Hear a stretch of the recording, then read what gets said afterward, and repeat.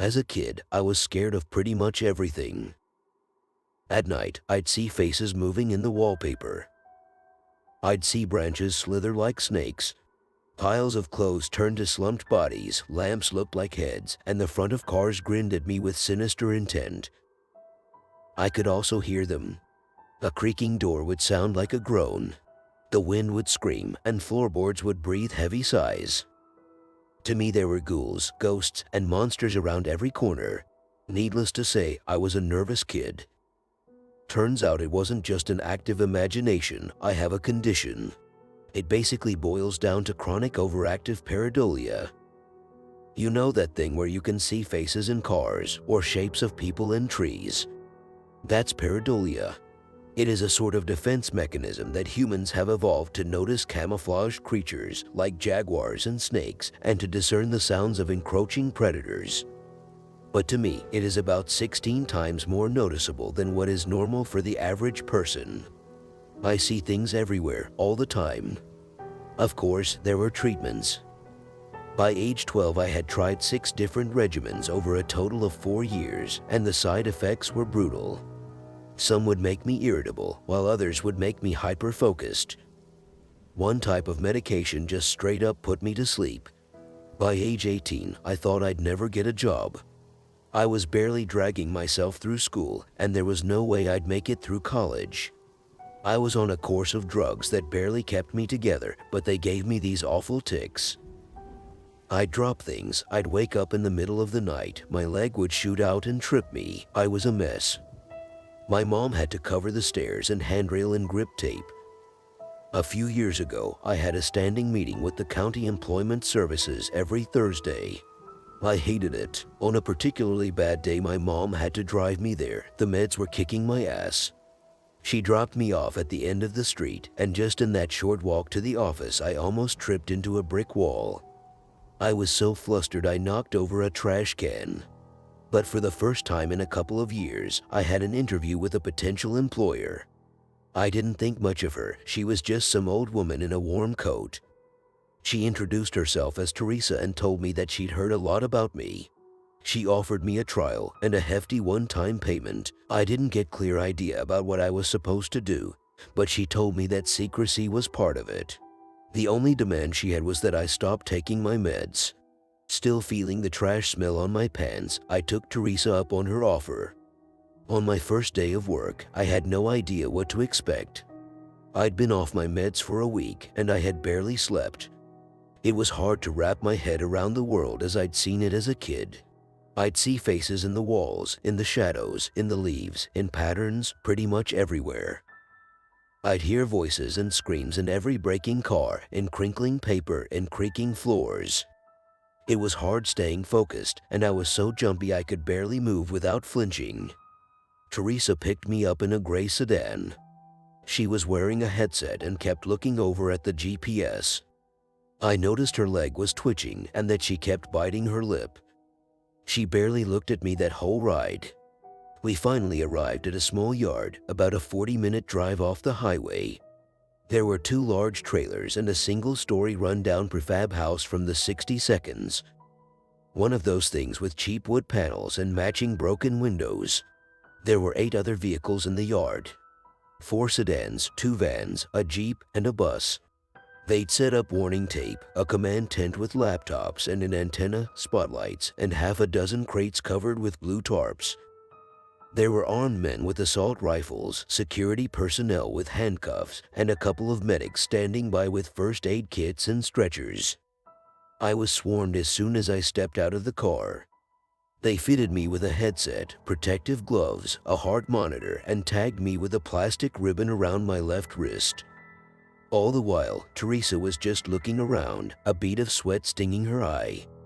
"What are we looking at?" she asked. 3, 4, just one, I heard in the headset. "We got it early. You got the spot. On site," she responded. "Any blues?" "No blues. We're clear."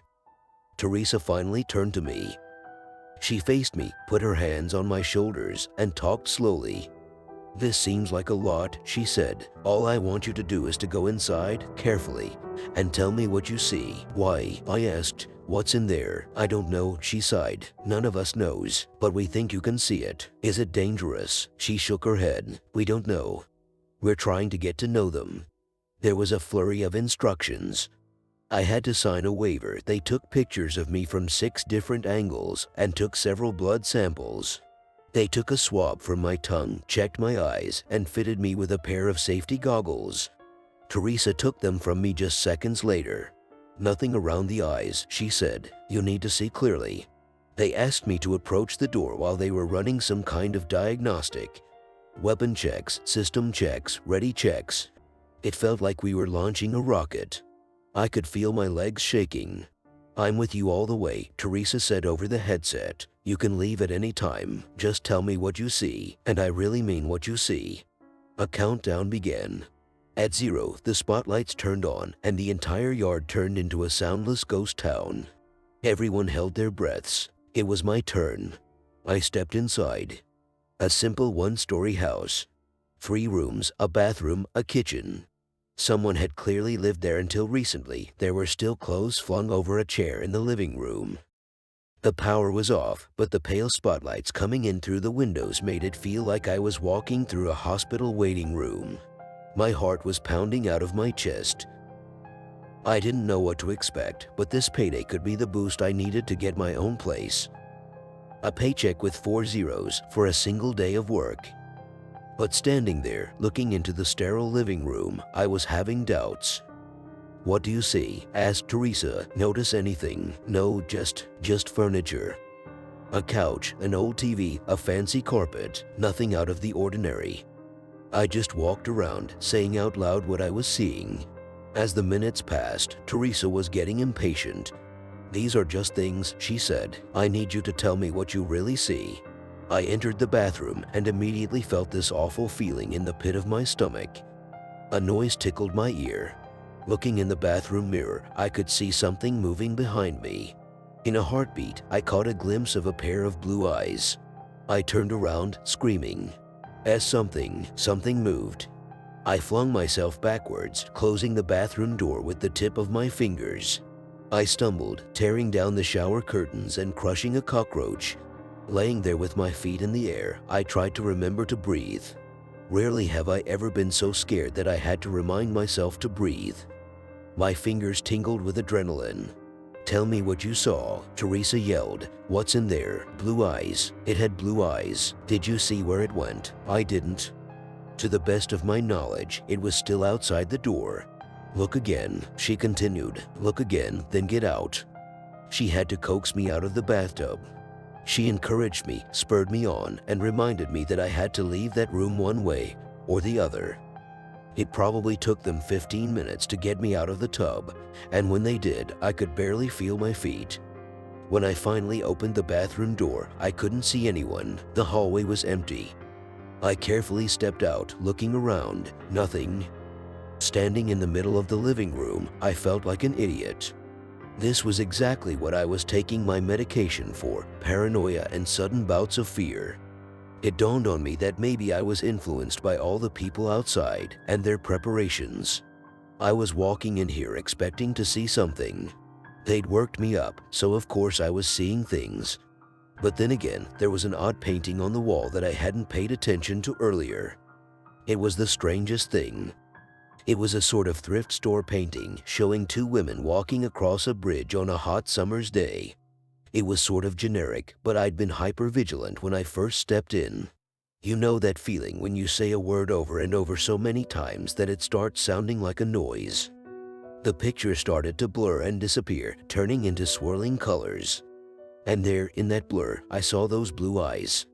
There were small blue spots in the water on the sides of the bridge in the painting. That's what I'd seen, and there I'd seen a face. Something blending into my sight, disappearing. And for a second, I knew for certain that I hadn't seen this painting when I first stepped inside. And now it knew that I could see it. I felt it. I slowly started to back out. There's something in the painting, I whispered. In the living room. You sure? Teresa asked. Absolutely sure. Absolutely. Get out. I rounded the corner and heard the floorboards creak. I could no longer see the painting, and I could sense something move. Backing out of the front door and into the cool autumn air, I could feel hands on my shoulder. Armed men pulled me back, and paramedics started to check my eyes with flashlights. They asked me all sorts of personal questions, like my name, my mother's maiden name, and the name of the president. I was told to lay down as I heard a team breach the house with stun guns, cattle prods, nets, and a crate. Laying there and feeling the pressure subside, I just cried and laughed. I didn't even notice Teresa sitting down next to me. I was given a cold drink and a pill, and I took it without question. "You did good," she said. You're done. What was that? What's in there? Something only a special mind can see." That was my first time working with Teresa. Over the coming years, I would be called in about once or twice a month, and the pay I got from those few days were enough to get me out of my parents' house. Teresa would check in with me weekly, and I had to submit to regular checkups, but more often than not I was completely off the leash. I started to learn a bit more about the company I was working for and what they were doing. I started getting payments from Hatchet Biotechnica, a subsidiary of Hatchet Pharmaceuticals. My official title was contractor, a title that was repeated like a name.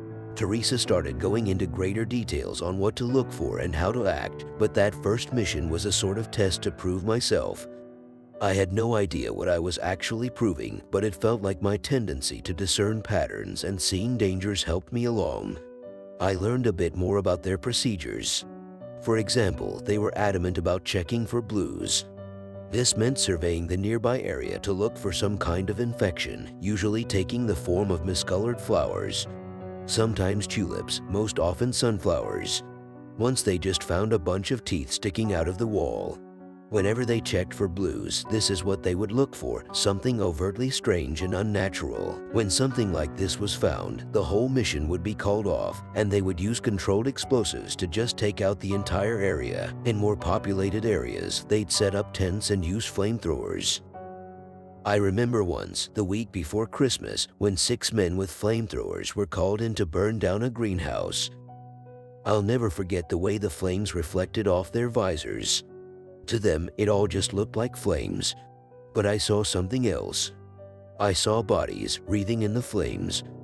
I heard screams in the shattered glass. And in the charred remains of melted plastic, I'd see pained faces glaring at me with hateful black eyes. Up until a few months ago, I had worked a total of 33 cases over 2.5 years.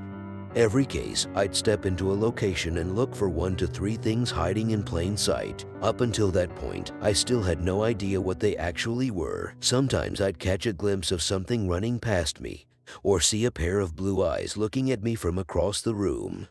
Every time, I just reported it and left. A chair, a fridge, a suspicious window. Hell, once it was a music box. This time, we were just coming up to a house.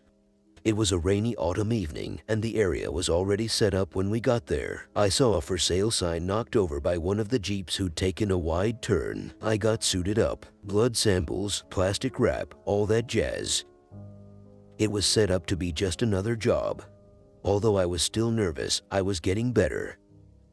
"No blues?" asked Teresa. "None," said one of the armed men. "We're looking at a single tango." "You sure?" Teresa squinted. "First report said 6. Secondary reading says 1. We might have runners. Notify the Galapagos," she sighed. "Put him on the hunt."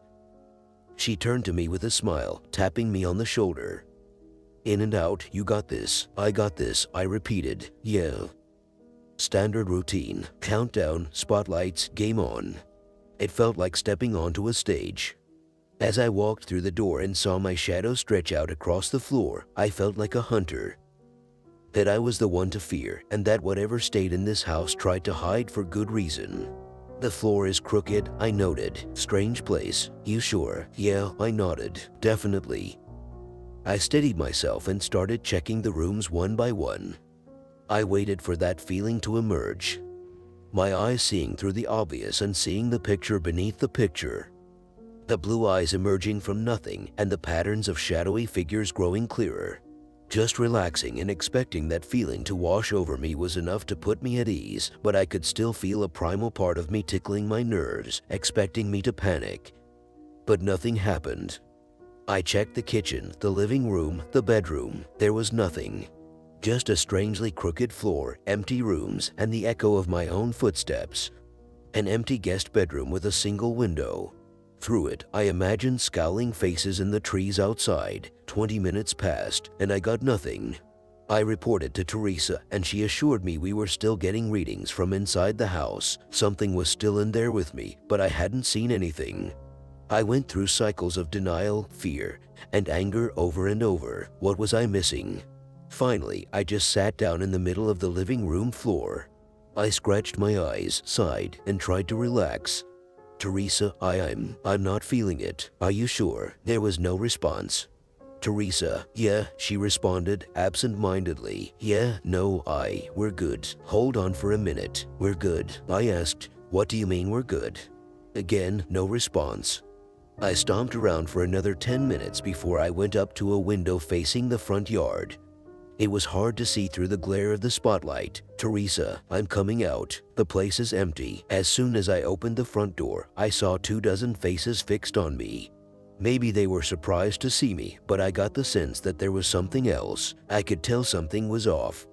They all looked at me with strange expressions, some neutral, some smiling ear to ear. One of the paramedics just stared at me with slack-jawed terror. It was as if they didn't know what to feel or how to express it. A hole sunk through my stomach. I got that hollow feeling as my eyes glazed over, like I was staring at something false, something hiding a pattern. This was the sense I'd been looking for inside, and now I was feeling it. In the far back, I saw Teresa.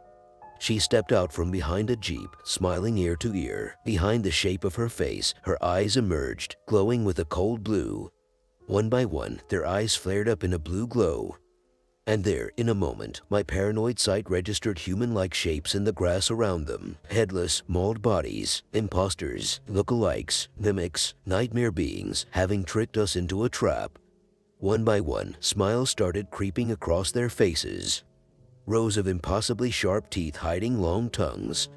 Their fingers growing longer, their necks elongating. They were losing their disguises and facing me head-on, unafraid. Nothing was said out loud, not a word. But to me, it was as if the wind itself was screaming for me to run. I slammed the door behind me and ran. Faces were coming out of the walls, door handles turning into hands, grasping at my clothes. My distorted face reflecting in windows and mirrors with jawless grins. I couldn't blink. Every heartbeat, a new horror forced my eyes open. There were more doors than I remembered. There were more windows than there should be. The kitchen suddenly had a skylight, and there were 4 fridges. Countless paintings had appeared in the master bedroom, depicting cruel and blood-drenched horrors. They were already here, trying to surround me, and my mind was racing to remember what was real and what wasn't. Rushing to the back of the guest bedroom, I remembered there being only one window. Now there were 2. I had to roll the dice, take a guess, do something. As I grabbed the window frame, I imagined teeth slamming into my hands, tongues licking across my palms, wide smiles sating their hunger, but this time it was just my imagination. I burst through the window and took off running into the woods. Through the night, I just kept going. My chest hurt from holding the screams in. Without my medication, everything in the dark looked like something reaching for me, trying to eat me, trying to grab me. Creaking branches sounded like laughter and howling winds were screams. I must have run for hours when my foot got caught between 2 rocks. As I tumbled to the ground, twisting my ankle, I saw them descend on me. I felt their fingers scratching me. I writhed on the ground, screaming for them to just let me go, to just please, please let me go. But after a few seconds, I realized I had just scratched myself on the underbrush. There was no one there. I was safe. I broke down crying, trying to ignore the twisted face reflecting off the full moon above. Eventually, I made my way home. There were no messages waiting for me. All my work numbers had been taken offline. All ways to contact them were just gone, and there was no info on the firm that hired me. Hatchet Biotechnica exists only on paper. There's no location, no contact info, and no names attached. It's all a front. I haven't heard from Teresa since. I think that whoever I've been working for have just assumed I'm dead. That's why I decided to share this anonymously. Those who know who I am can reach out to me, and for those who don't, I just have a word of warning. Be observant. Trust your intuition. It might save your life. Thanks for tuning into our scary story today. Don't forget to leave a like and subscribe to our channel for more spooky tales like this one. Until next time, stay safe and keep your lights on at night.